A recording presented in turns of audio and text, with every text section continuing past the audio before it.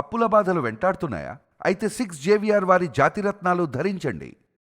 As a home మినిస్టర్గా ఈ 2 సంవత్సరాల కాలంలో పోలీస్ డిపార్ట్మెంట్లో తీసుకొచ్చిన కొత్త పరిణామాలు కానీ, అదేవిధంగా ఒక సక్సెస్ స్టోరీస్ కానీ, అట్ ద సేమ్ టైం మేము ఏదైతే ఇంప్లిమెంట్ చేస్తున్నామో లా అండ్ ఆర్డర్ కంట్రోల్ విషయంలో కానీ, ఈరోజు రాష్ట్రం సుభిక్షంగా ఉండాలి అంటే, రాష్ట్రానికి పరిశ్రమలు పెట్టుబడులు రావాలి అన్న ఆ రాష్ట్రం తాలూకా లా అండ్ ఆర్డర్ని బేస్ చేసుకుని ఉంటుందన్న సంగతి తెలిసిన వ్యక్తిగా గౌరవ ముఖ్యమంత్రి గారు ఎన్డీఏ కూటమి గవర్నమెంట్ వచ్చిన తర్వాత ప్రత్యేకంగా పోలీస్ డిపార్ట్మెంట్ మీద దృష్టి పెట్టి అనేకమైన ప్రక్షాళన చేసి ఈ రోజుకి కూడా ఈ 2 సంవత్సరాల కాలంలో లా అండ్ ఆర్డర్ విషయంలో ఎంత పక్కాగా ఉన్నామనేది చెప్పడానికి నిదర్శనం ఈరోజు మన రాష్ట్రానికి వస్తున్న పెట్టుబడులు పరిశ్రమలే ఒక నిదర్శనంగా మనం అందరూ కూడా చెప్పొచ్చు. ఎందుకంటే ఒక పెట్టుబడిదారుడికి ఇక్కడికి రావాలి, ఇక్కడ పెట్టుబడి పెట్టాలంటే ఒక నమ్మకం కలగాలి. ఒక పరిశ్రమ ఇక్కడ తీసుకొచ్చుకొని అతను ఆ పరిశ్రమ నడిపించాలంటే ఒక నమ్మకం కలగాలి. అదేవిధంగా మిగతా రాష్ట్రాల నుంచి ఇక్కడికి వచ్చి చదువుకోవాలి అన్నా కూడా ఒక భరోసా ఉండాలి. వీటన్నిటికీ కూడా ప్రధాన బేస్ ఏదంటే పోలీస్ డిపార్ట్మెంట్ తాలూకా వ్యవహార శైలి, at the same time law and order implementation.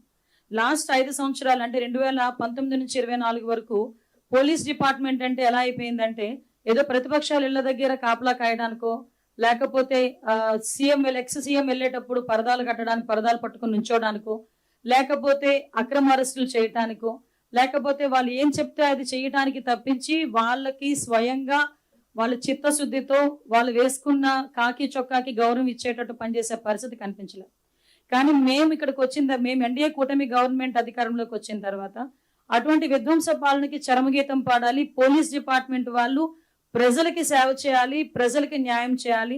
Police department అంటే అదొక పవర్ కాదు, పోలీస్ డిపార్ట్మెంట్ అంటే ఒక రెస్పాన్సిబిలిటీ, పోలీస్ డిపార్ట్మెంట్ అంటే ఒక రెస్పెక్ట్ అన్న ఉద్దేశంతో ఈరోజు మా పోలీస్ డిపార్ట్మెంట్ వాళ్ళు పనిచేస్తున్న తీరుకి నేను ఈ 2 సంవత్సరాల కాలంలో చేసిన ఈ పనితీరుకి నేను ఈ వేదిక మీద వాళ్ళందరినీ కూడా అభినందిస్తున్నా. ఎందుకంటే ఇది మాకు ఒక జవాబుదారీతనం. ఈరోజు 2 సంవత్సరాల తర్వాత మేము వచ్చి ఇది చేసామని చెప్పడానికి ఏ నాయకుడికైనా దమ్ము ఉండాలి. ఈరోజు 2 సంవత్సరాల పరిపాలనా కాలంలో ప్రతి శాఖ మంత్రి కూడా వచ్చి ఈరోజు మేము మా డిపార్ట్మెంట్లో ఇది చేసామని చెప్పి గర్వంగా చెప్పగలుగుతున్నాము అంటే గవర్నమెంట్కి ఈరోజు పబ్లిక్ మీద ఉన్న చిత్తశుద్ధి మీకు ఎలా ఉంటుందో మీ అందరికీ కూడా అర్థం అవ్వాలి. ఈరోజు మనందరికీ తెలుసు యాక్చువల్గా పోలీస్ డిపార్ట్మెంట్కి సంబంధించి ఈరోజు ఎన్డీఏ కూటమి గవర్నమెంట్ వచ్చిన తర్వాత దగ్గర మనం ఒకసారి మీకు పవర్ పాయింట్ ప్రెజెంటేషన్ కూడా ఉంది, ఒకసారి చూస్తే కనుక మన వాళ్ళు ఒకసారి పెట్టారా? పవర్ పాయింట్ పెట్టారా? ఒకసారి చూసుకోండి. ఒకసారి బేస్ చేసుకుంటే ఈరోజు మనకి సంబంధించి నేరాల సంఖ్య అంటే క్రైమ్ రేటు సుమారుగా 14.1% తగ్గింది ఈరోజు క్రైమ్ రేట్. అంటే ఓవరాల్గా 2022 నుంచి 24 వరకు నుంచి 2024 నుంచి 26 వరకు చూసుకుంటే దగ్గర 34,014 కేసులు తగ్గాయి. అంటే ఈరోజు ఈ క్రైమ్ రేటు తగ్గింది అని చెప్పడానికి ఇది ఒక ఉదాహరణ కింద మనం కూడా చెప్పొచ్చు.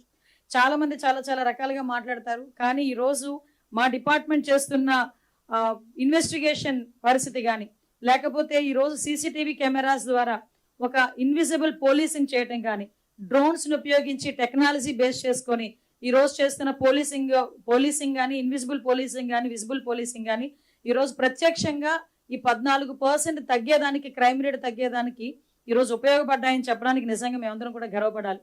ఈరోజు పరిస్థితి ఎలా ఉందంటే ఇంతకు ముందు టెక్నాలజీని బేస్ సీసీటీవీ కెమెరాస్ ఉండేవంటే 14,000 సీసీటీవీ కెమెరాస్ సుమారుగా 2018లో గౌరవ ముఖ్యమంత్రిగా చంద్రబాబు నాయుడు గారు ఉండేటప్పుడు ఇన్స్టాల్ చేస్తే, మ్యాట్రిక్స్ సంస్థకి అప్పచెప్పి ఇన్స్టాల్ చేస్తే 2019 నుంచి 24 వరకు వాటికి కనీసం ఛార్జెస్ కూడా ఇవ్వకుండా, అంటే వాటికి మెయింటెనెన్స్ ఛార్జెస్ కూడా ఇవ్వకుండా ఈ 5 సంవత్సరాలు కూడా వాటిని నిరుపయోగంగా వదిలేసి కేవలం బొమ్మలు మాత్రమే ఉండే పరిస్థితుల్లో కనిపించేవి సీసీటీవీ కెమెరాస్. మళ్ళీ అగైన్ 2024లో ఎన్డీఏ కూటమి గవర్నమెంట్ వచ్చిన తర్వాత ప్రత్యేకంగా సీసీటీవీ కెమెరాస్ మీద దృష్టి పెట్టి వాటినన్నింటినీ కూడా మేము రినోవేట్ చేయడమే కాకుండా అగైన్ పబ్లిక్ పార్టిసిపేషన్తో ఇప్పుడు విజయవాడ కమిషనర్ లాంటి కమిషనరేట్లో ప్రతి నియోజకవర్గంలోని కూడా అన్ని విలేజెస్ లో కూడా సీసీటీవీ కెమెరాస్ పెట్టుకునే పరిస్థితికి ఈరోజు తీసుకొచ్చాం.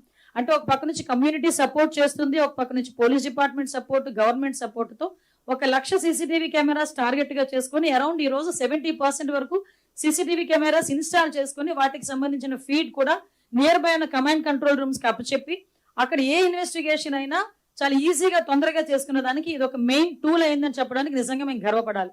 ఎందుకంటే ఈ రోజు మీరు అబ్జర్వ్ చేసుకుంటే ఒక క్రైమ్ జరిగిందని చెప్పిన తర్వాత ఆ క్రిమినల్ ని పట్టుకోవడానికి within 24 hours to 48 hours మేము పట్టుకోగలుగుతున్నామంటే because of that CCTV cameras one of the best tool మాకు ఈ రోజు. అటువంటి వాటిల్నే లాస్ట్ గవర్నమెంట్ లో నిర్వీర్యం చేసేసిన పరిస్థితి కూడా ఈ రోజు గుర్తు చేయాలి. సో అగైన్ మేము ఈ రోజు వాటి ద్వారా ఇన్వెస్టిగేషన్ తొందరగా చేస్తున్నాం, ఎవిడెన్స్ తొందరగా కోర్టుకి సబ్మిట్ చేస్తున్నాం, ఆఖరికి కన్విక్షన్ రేట్స్ కూడా చాలా ఎక్కువగా పెరిగాయని చెప్పడానికి ఈ రోజు నేను హ్యాపీ ఫీల్ అవుతున్నాను. అట్ ద సేమ్ టైం మన అందరికీ తెలుసు మహిళా రక్షణ అన్నది చాలా పెద్ద ప్రయారిటీ. ఈ రోజు ఎక్కడైనా మహిళా రక్షణగా ఉంటే గనక మనం గాంధీ గారి దగ్గర నుంచి మనం మొదలు పెట్టుకుంటాం. అర్ధరాత్రి 12 గంటలకి ఆయుధ ఒంటరిగా నడిచిన రోజే నిజమైన స్వతంత్రం వచ్చినట్టు అని.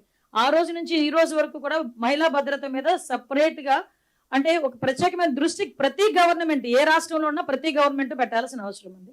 దురదృష్టశాస్తు లాస్ట్ గవర్నమెంట్ లో దిశ అని చెప్పి ఒక అంటే ఒక అమలు చెయ్యలేని ఒక చట్టాన్ని తీసుకొచ్చి చట్టం అని చెప్పి భ్రమించిన అంటే ప్రతి ఒక్కరిని కూడా ఒక భ్రమలో పెట్టిన పరిస్థితి కూడా గుర్తు చేయాలి. కానీ ఈ రోజు మేము ఒక చిత్తశుద్ధి గల గవర్నమెంట్ గా మహిళకి సంబంధించి ఒక భద్రత విషయంలో ఒక స్పెషల్ గా ఒక ఐజీ స్థాయి వ్యక్తిని మన రాజకుమారి గారిని ప్రత్యేకంగా ఐజీ స్థాయి వ్యక్తిని నియమించి ఆవిడకి సపోర్టివ్ గా ఒక 2 ఎస్పీలని అదేవిధంగా కిందన ఒక టీం ఏర్పాటు చేసుకుని శక్తి ఈ రోజు మహిళా విభాగానికి సంబంధించి ఉమెన్ అండ్ చైల్డ్ ప్రొటెక్షన్ కింద ఒక ప్రత్యేకంగా విభాగాన్ని ఏర్పాటు చేసి వాళ్ళందరికీ కూడా సెపరేట్ గా ఒక వింగ్ ని ఏర్పాటు చేయడం జరిగింది. దీనిలో చూస్తే శక్తి యాప్ లో దగ్గర 16 విభాగాలతో శక్తి యాప్ లో కూడా దాంట్లోని ఫీచర్స్ అన్ని ఉన్నాయి. ఈ రోజు వాటితో పాటు దగ్గర 1,55,00,000 మంది ఈ రోజుకి డౌన్లోడ్ చేసుకున్న పరిస్థితి. అంటే ఈ శక్తి యాప్ కే సంబంధించే కాకుండా శక్తి వాట్సాప్ నెంబర్ కూడా ఈ రోజు క్రియేట్ చేశాం.